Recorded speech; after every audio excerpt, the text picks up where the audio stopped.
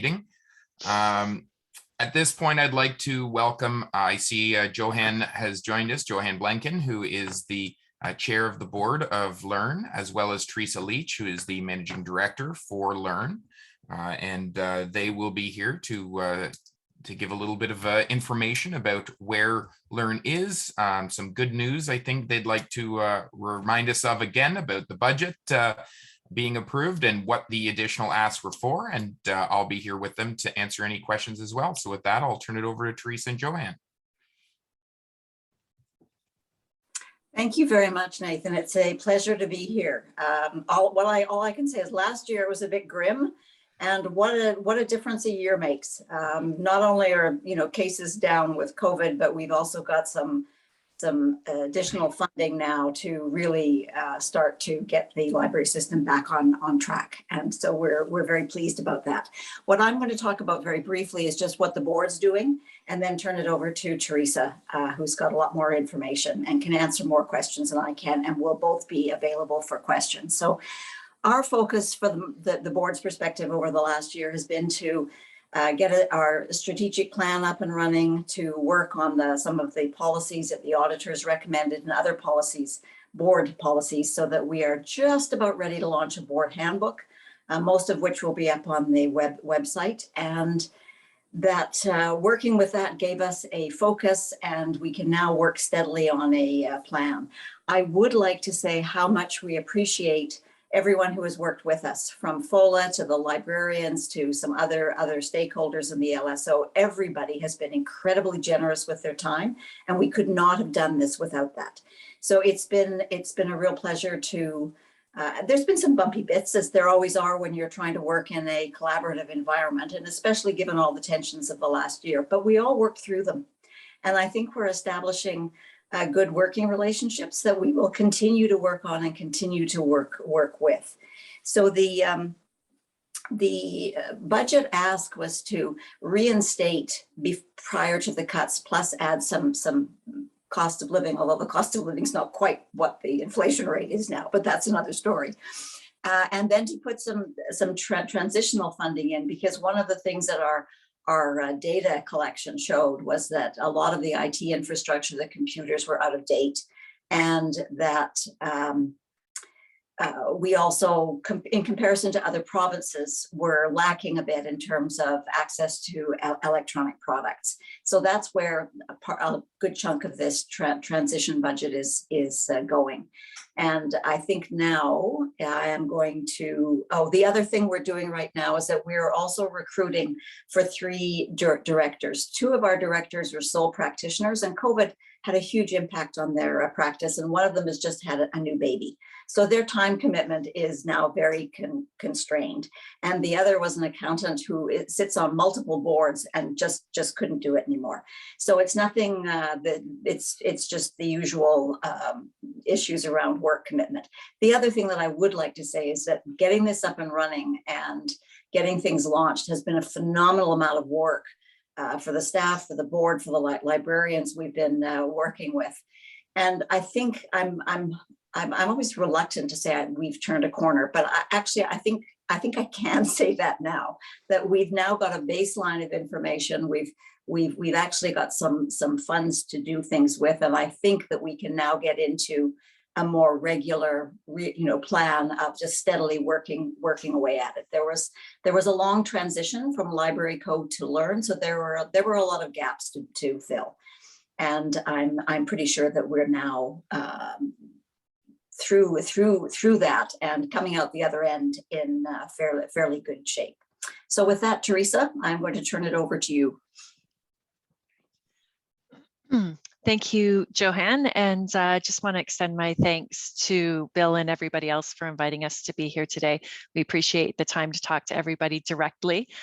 For today, I wanted to talk just briefly about our strategic plan and also our plans for 2022.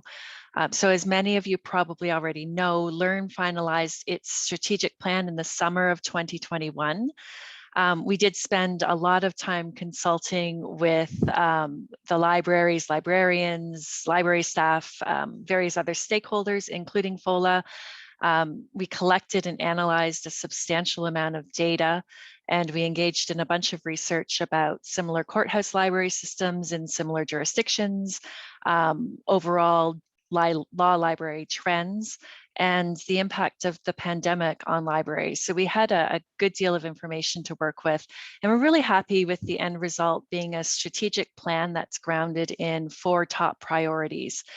First, that LiRN is focused on the needs of courthouse library users, both now and in the future. Second, that LiRN supports libraries and librarians. Third, LiRN collaborates with others working to provide legal information and library services, prioritizing trust and respect. And fourth, that LiRN makes evidence-based decisions.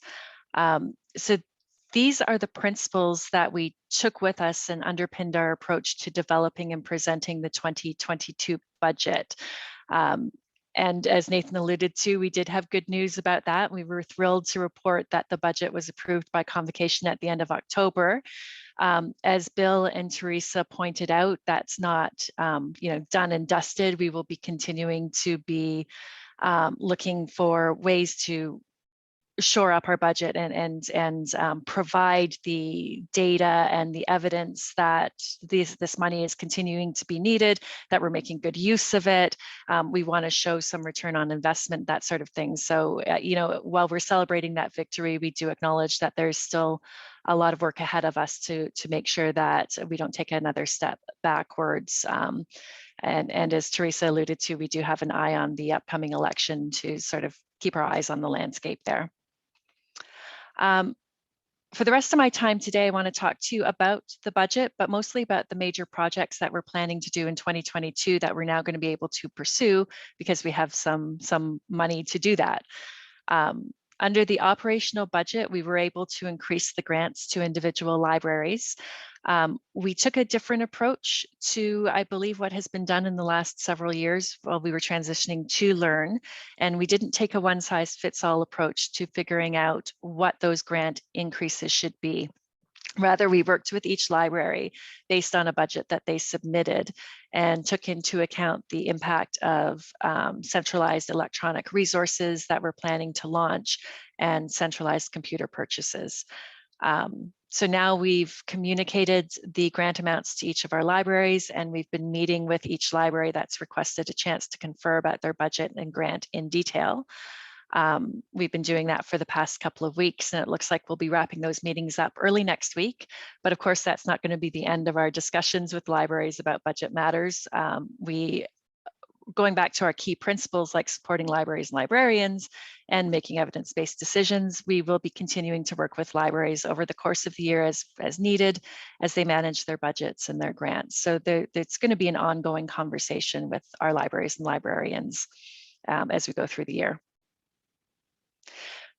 The transitional budget, and this is what Theresa was mentioning earlier of the up to 900,000. It provides funding for 3 main projects. First is to establish a core suite of electronic resources. The second is to make network-wide IT infrastructure improvements. And the third is to work with HR consultants to review job descriptions and do a market review of salaries to provide some benchmarks. So just speaking briefly to the second and third projects, during our data collection last year, as Johanne mentioned, we discovered that many of the libraries were working with very outdated computer equipment. And in order to be more efficient and to save some money, we wanted to engage in some bulk purchase of the updated and refreshed computers for the libraries that need them. So we've done an initial consultation with libraries to determine what their computer needs are. We've had some initial consultations with the vendors so we could get an idea of the price, and we'll be continuing to move along with that project over the end of this year and into next year as we figure out exactly what the needs are and get that contract underway. The HR consultation is in response to compensation questions that we've got over the course of the past year or so. And it was our feeling that a market review could help associations determine the appropriate compensation benchmarks for library staff. And finally, the biggest project, and probably one of the most exciting, is working on the core suite of electronic products that we can provide centrally for all to use. We're currently in negotiations with multiple vendors, and we're very close to finalizing the suite of resources.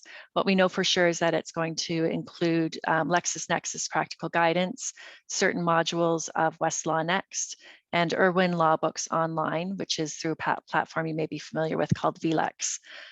We may add others later in the year, depending on how the budget shakes out, or we may save adding to the core suite for subsequent years. But as we carry out these negotiations, we've been working really closely with a team of librarians. We put together a library advisory team that meets monthly, and it's made up of library staff who are representative of all different types of libraries. So we have the regional, area, and local representation, and we tried to get a good broad base of geographical representation as well, so we could get input from across the system. They've been sharing their expertise on what resources we need and on library operational issues, and they have certainly been extremely helpful in prioritizing what resources we need for this suite of electronic resources. We're also able to benefit from the skills across our board and those of our shareholders and stakeholders. So it's been a group effort getting to the list that we got to. And we're now turning our minds. We're still in negotiations, but we're finalizing them, and we're now looking towards a launch plan for these resources. And our plan is going to include both training and publicity. I consider this core suite of electronic resources, launching that to be a really exciting development. And we want our library staff across the province to share in that excitement. We definitely don't want to overwhelm staff who may not be as experienced with the products that we're launching. So we've made train the trainer and end user training a big part of our negotiations and conversations with vendors. So we want to support librarians through this change and make sure that everybody's excited and on board and passing on that excitement to the end users. In terms of the publicity side, we want to have a consistent message about the new resources. And we also don't want to be reinventing the wheel 48 different times with each library coming up with their own way to promote to their members. So it was our feeling that'd be more effective for us to do the bulk of promotions centrally, but of course there'll be opportunities for each library and association to reach out to their members in their own way that they feel would be effective. But we will definitely be reaching out to FOLA and other shareholders and libraries as we move along with this project. So we are looking to soft launch the suite in Q1. And I would just ask you to stay tuned for further announcements in the near future as we finalize the contracts and the launch plan. And as I mentioned, we'll probably be turning to you to help with some of the publicity and maybe pick your brains a little bit on that side of things. So that's everything that I had prepared. I think we have a little bit of time for questions if there are any. So thank you, Theresa and Johanne. It's always great to keep these lines of communication open. Obviously, communication is going to be the biggest thing as we move ahead, I think, as we engage and keep everyone engaged in this digital world and in this as we return back in person as well. So looking forward to that. So does anybody have any questions? They can type them in the chat, either to Katie or myself, or feel free to interject. I feel like if we were in person, there'd be a small scrum around you right now. Well, I cannot wait to get back to in person. I know that. Sorry, go ahead. No, one of the good things this year is that we're actually going to be able to do a hybrid AGM and first board meeting. So with some people coming in remotely and some actually in person. So that's going to be a new skill set as well. None of us have tried to have really navigated those meetings well, but we're really pleased that we can actually start to engage with people face to face. That's one thing we all know that we have really missed. Number of problems, issues with this pandemic, but that lack of in-person contact has been huge, and it's been really hard to try and do all of this work via computer screens. So we're really looking forward to being able to engage in person, and hopefully next year the FOLA plenary or the next time will be in person, and we'll actually be able to do that more effectively than just being a voice on a screen. Hopefully. Yeah. Oh, thank you. And Johanne and Theresa have been, if anybody has questions, they can be reached directly, or feel free to reach out to myself or Bill, now as past chair coming up soon, or I know Alan Winpearl. Ted Mann had been doing a lot of great work in this area with the white paper, but Ted is stepping off the board. So, but reach out to anybody on the board. Your regional reps are very much involved in this as well as we go along. So one last call for questions. I've got a question here, and it's the